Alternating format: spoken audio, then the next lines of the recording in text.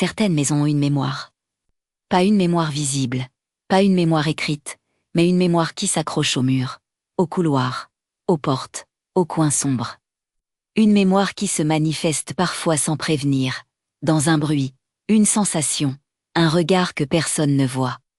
La mienne est comme ça. Elle a environ 70 ans. Ce n'est pas une ruine, ce n'est pas une maison lugubre. Elle est même plutôt ordinaire de l'extérieur, mais elle a connu beaucoup de vies, beaucoup de familles, beaucoup de départs.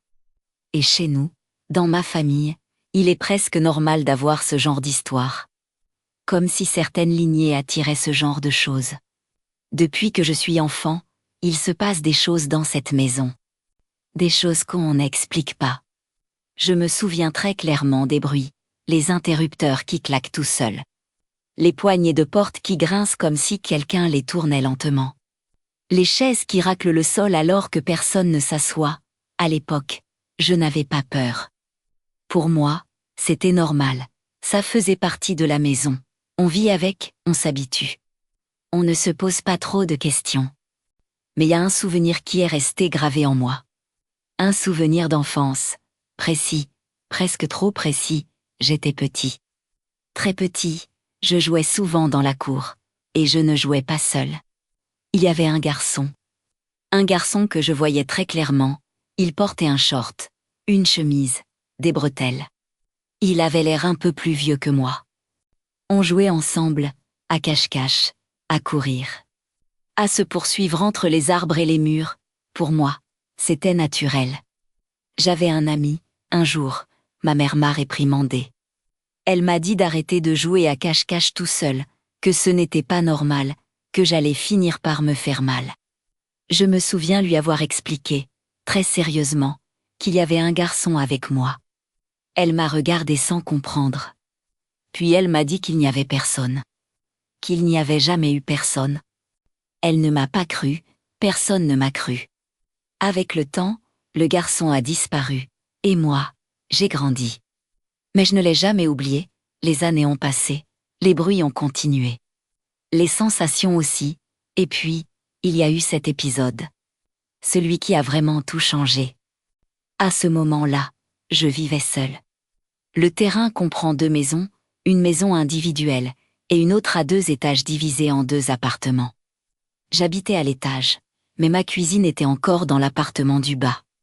Pour des raisons personnelles, je n'avais pas encore tout déménagé. Ce soir-là, il devait être environ 22 heures, j'étais en train de cuisiner en bas. La porte d'entrée était ouverte. La porte du couloir aussi. La seule lumière allumée était celle de la cuisine.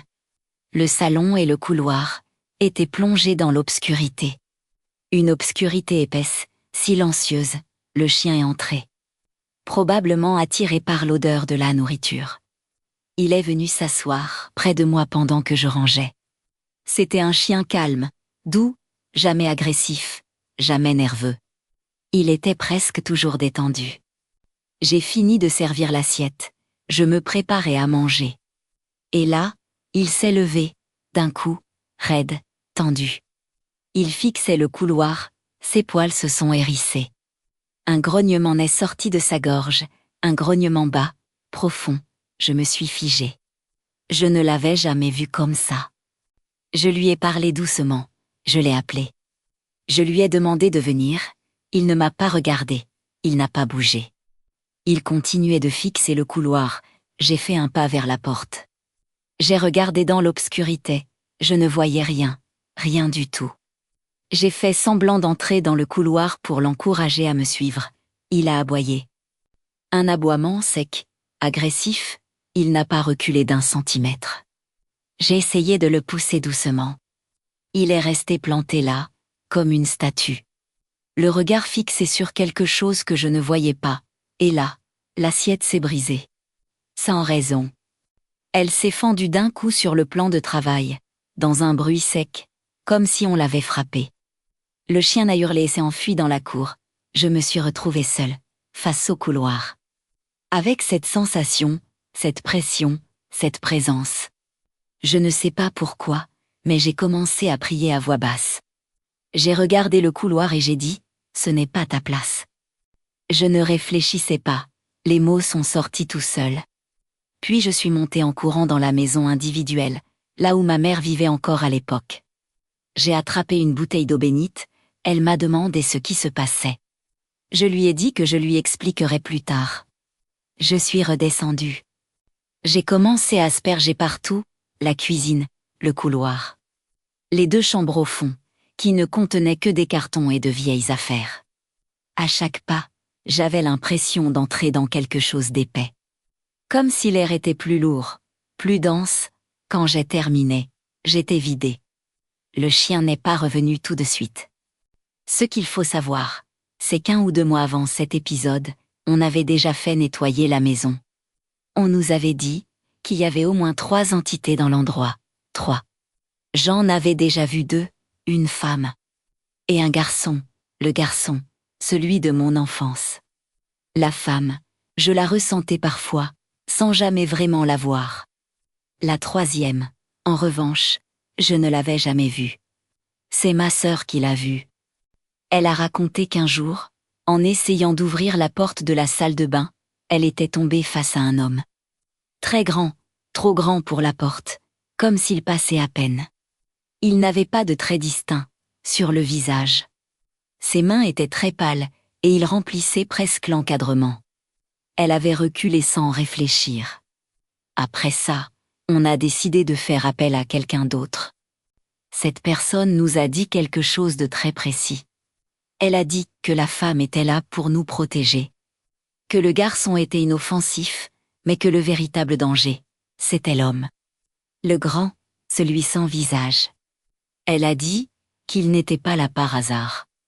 Et que c'était lui qu'il fallait chasser. Depuis ce nettoyage, les choses se sont calmées. Pas complètement, mais suffisamment pour qu'on puisse respirer. Il y a encore des bruits, encore des sensations. Mais rien d'aussi violent. Mon compagnon actuel vit près du cimetière de Lomas, et quand je rentre en bus la nuit, il m'arrive encore de voir des choses, des silhouettes, des mouvements. Des formes qui n'ont rien à faire là, mais j'ai appris à ne plus nier. Parce qu'une chose est sûre, cette maison n'a jamais été vide. Et certaines présences ne partent jamais vraiment. Si ces témoignages réels te donnent des frissons, si tu veux continuer à découvrir ces histoires que personne n'oublie, alors abonne-toi. Ici, ce sont les gens qui racontent. Et parfois, ce qu'ils ont vu dépasse l'imagination.